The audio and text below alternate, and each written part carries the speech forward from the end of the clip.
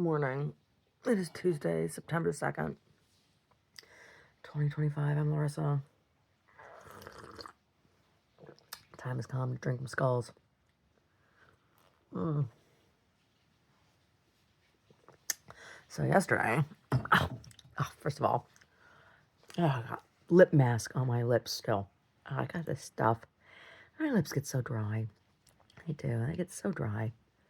I got this mask. I put on this like big old goob on my face all night. But it does work. Still some goob on my face though. Oh my God. Yeah, it's been helping. My dry old lady butthole lips, right? Anyway. So,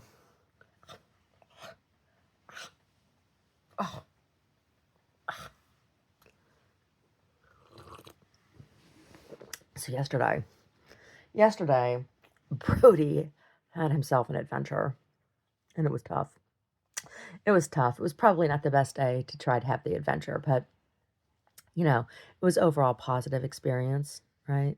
Oh my God. So we wanted to take him to a dog-friendly beach. He's never seen the ocean. And I wasn't sure, anyway, there aren't that many dog-friendly beaches because, people don't pick up shit after their dogs, and so people don't want to let you bring your dog on the beach, right?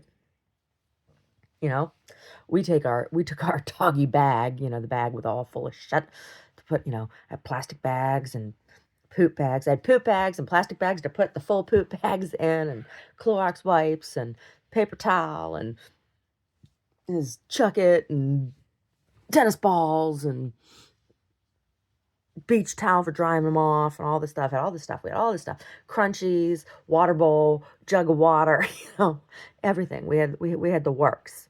We had the works ready for him. And we get out there and it's like so crazy busy. Can't get a parking spot. And I wasn't going to park in somebody's front yard because I wouldn't want somebody parking in my front yard. People were doing that. They were parking in front of people's houses and stuff. And I was just like, ugh, that would piss me off. That would piss me right off. So we didn't do that, of course not. So we'll try some other day that is not a busy day like Labor Day, right? But at one point, he got to get out a little bit and sniff around and was like, oh my God, what is this place? He was like, it was crazy. We were up on a cliff and he could kind of see the ocean. He was like, oh, what is that? Which was a positive thing because I thought he was going to be afraid as soon as he saw it. But he wasn't. So anyway, and it was a long drive. So it was the longest he's spent in the car since we brought him home from the airport, right? And he was real good in the car. He didn't poop or throw up or anything. And we went to a restaurant. It was his first time, Brody's first time in a restaurant. Oh my God, he did so good.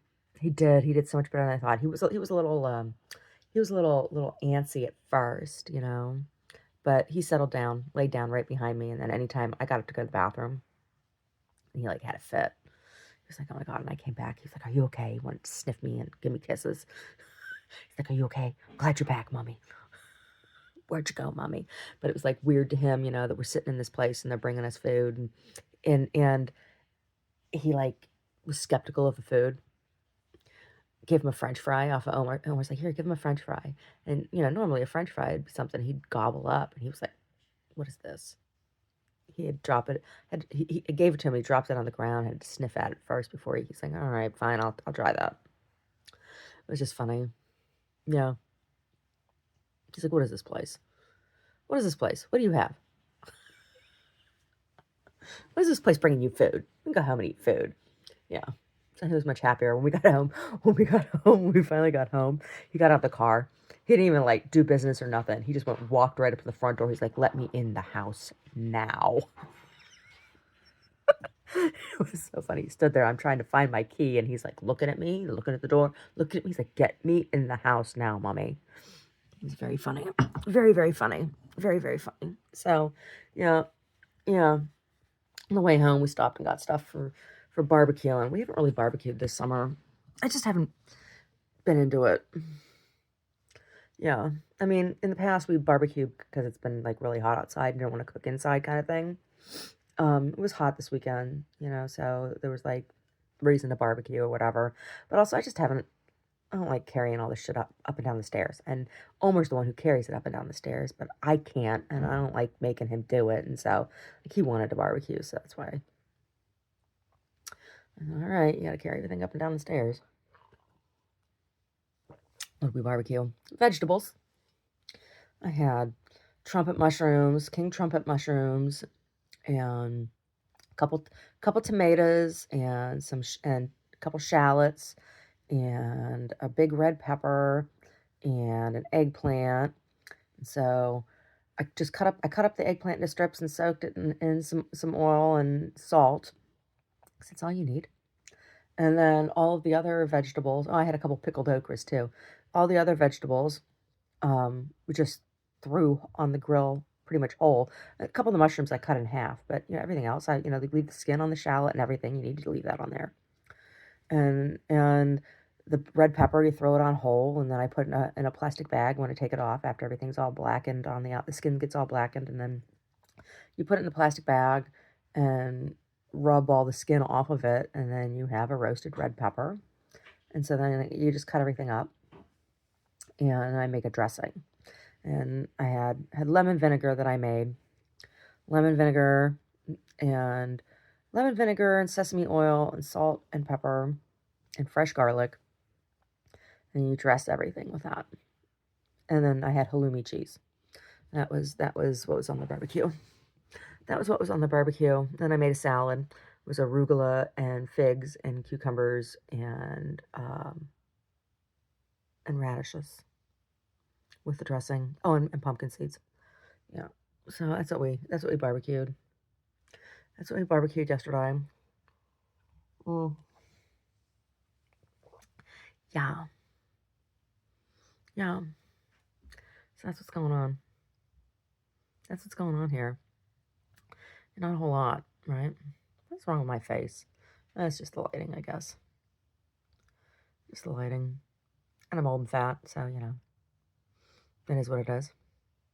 My face. Anyway, yeah.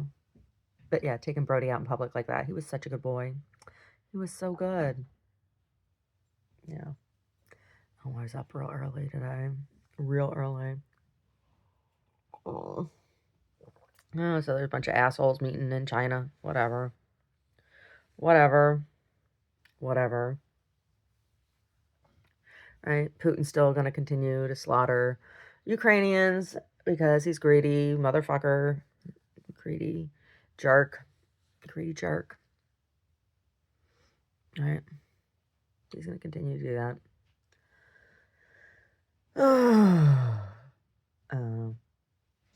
Oh, I saw what's her face? Little Dutch boy Greta. Little Dutch boy Greta had to turn her boat around because of storms at sea. Oh my god. That boat is so small. Come on. Like the whole thing, the monetary resources that go into having, I mean, because I mean, I don't mean it's like a water skiing boat kind of thing. It's not a jet ski, but it's not a big boat, right? It's not huge. And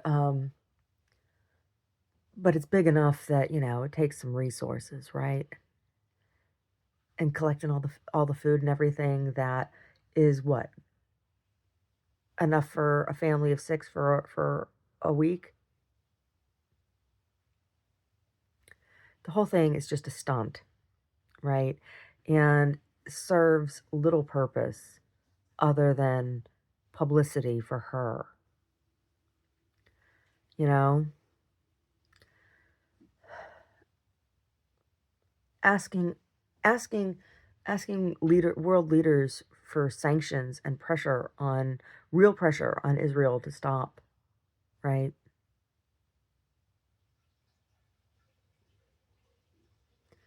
Supporting legal businesses within Palestine so that people have legitimate ways of supporting themselves. A food handout is a temporary thing, right? And it certainly isn't enough on that boat to make a difference in a significant way for that population. I don't know.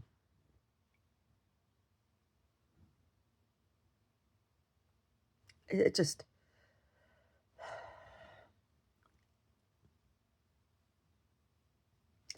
I think I need to go to Olive Branch Bazaar and order me some soap. You know?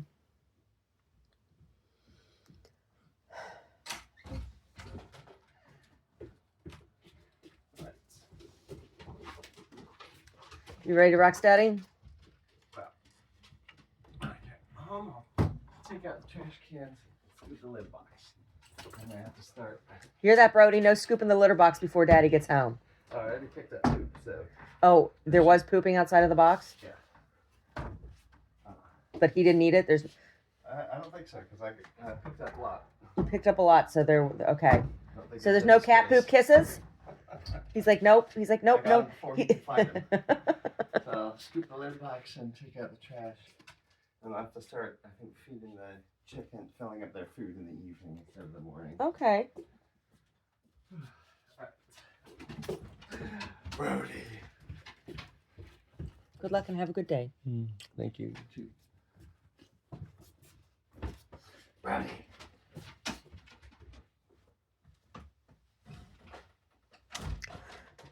We're both having a little shift in work schedule. So he's starting a new work schedule today. Anyway, so I'm drinking my tea so damn early. Oh, whatever. Anyway. Just think about it all and everything that's going on here. It's just like,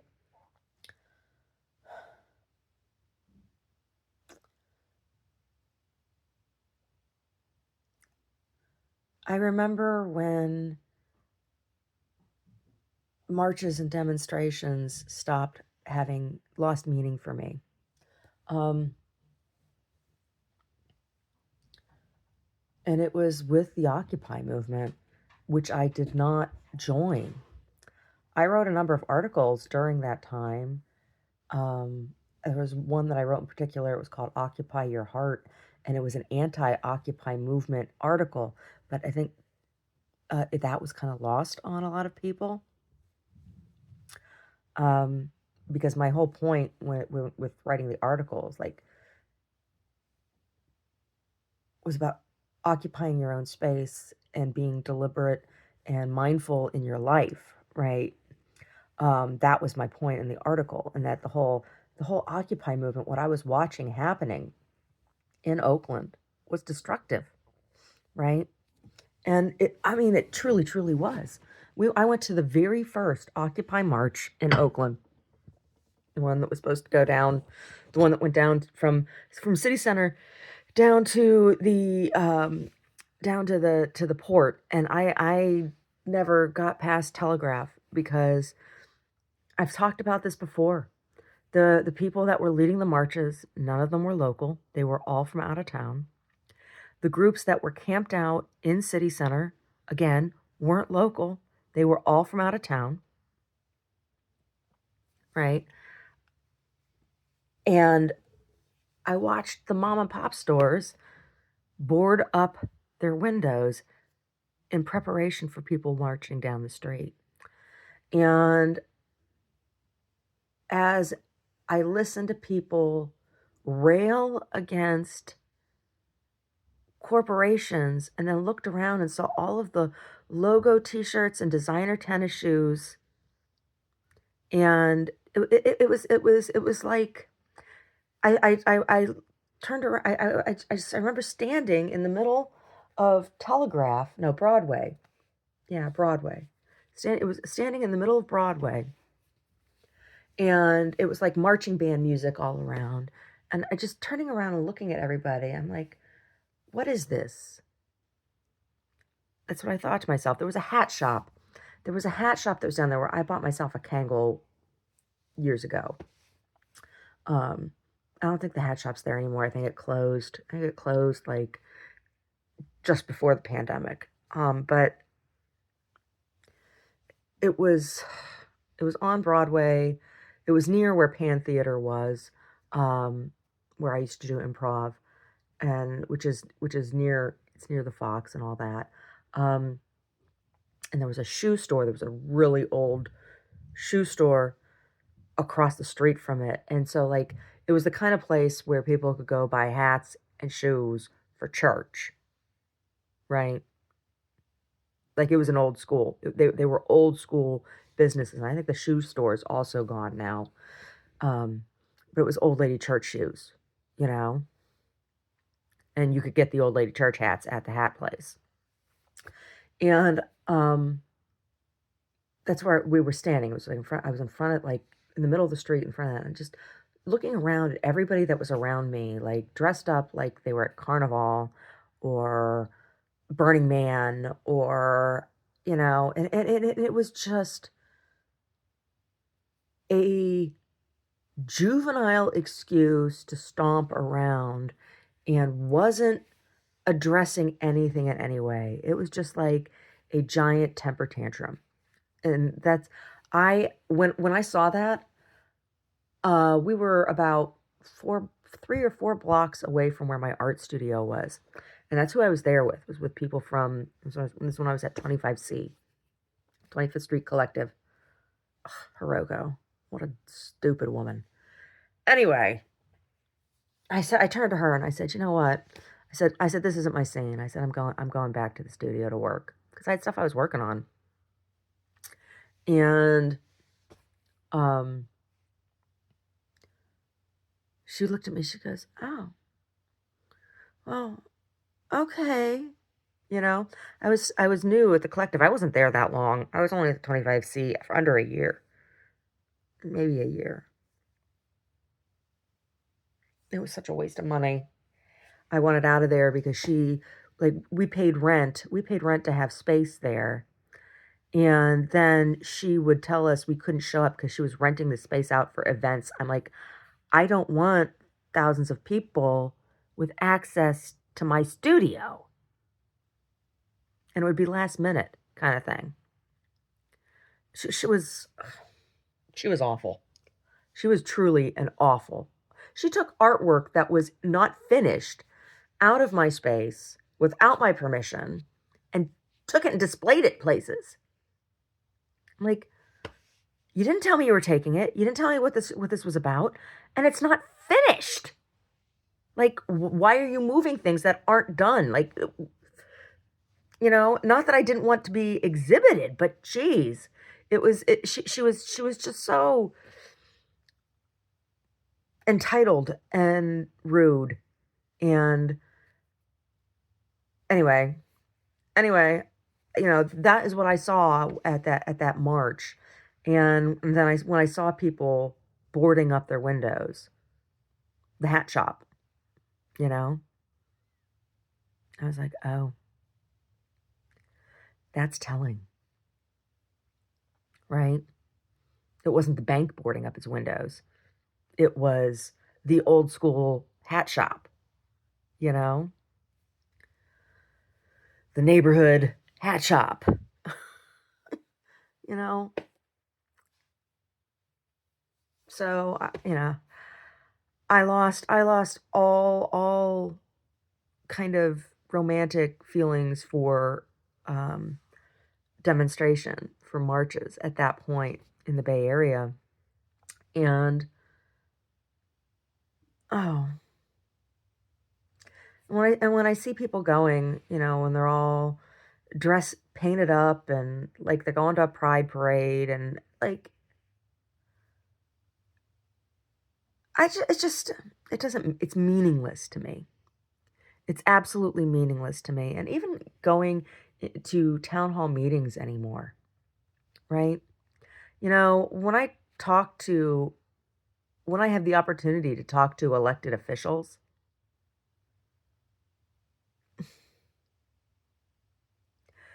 and what I know from my experience being on boards and things, like, or committees, they're gonna do what they're gonna do anyway. And my voice has never, ever mattered other than for other people to yell at me and belittle me. Nobody really cares about what I think anyway. And that's the way it is for most people, right? Like,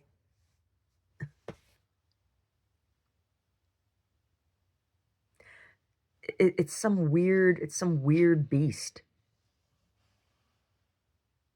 It's some weird beast.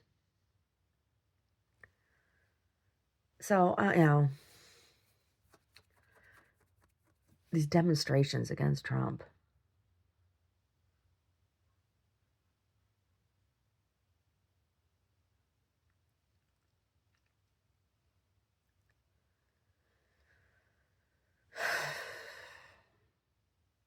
And I'm so sick of these bumper stickers that people have slapped on their Teslas. Love my Tesla. Hate Elon. Bought my Tesla before Elon went crazy. Blah, blah, blah. Like, you enabled him. You enabled him. Right? Yeah.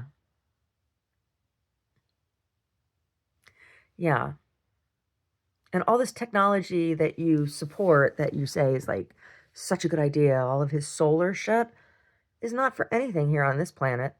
His push for solar is so he can slap that shit on those satellites, those cheap satellites that he wants to just blow up into space, pop up into space left and right, so he doesn't have to collect. So he doesn't have to collect the trash. He's just shooting trash into space.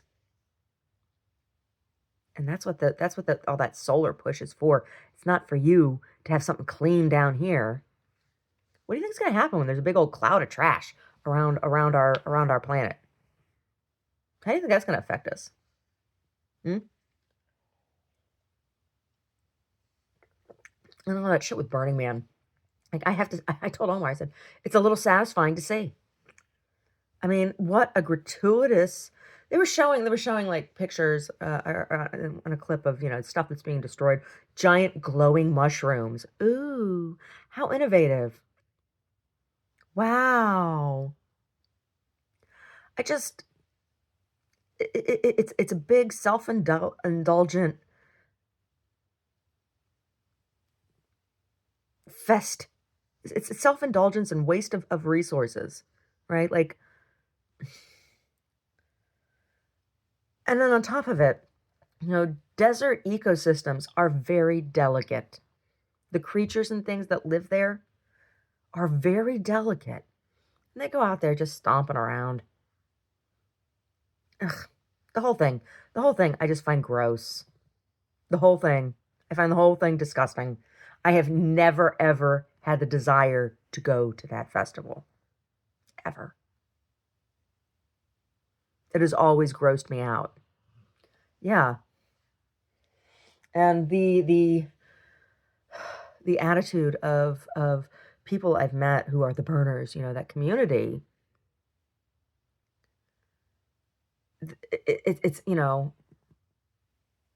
it's there's this huge like superiority complex, and I'm just like, what do you? I don't want to be part of your group. No, I don't want my artwork to be there. No, I don't. Oh my god, the whole thing, just gross, very gross. Anyway, anyway,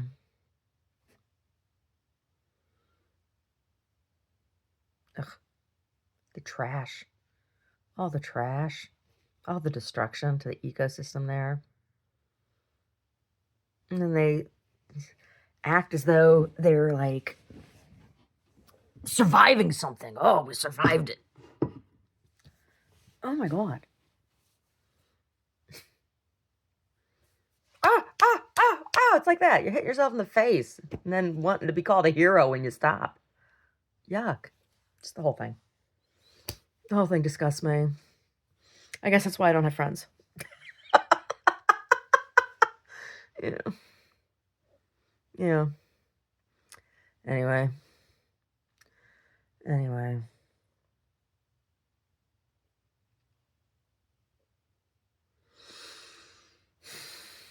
Guess I'll get on with my day now.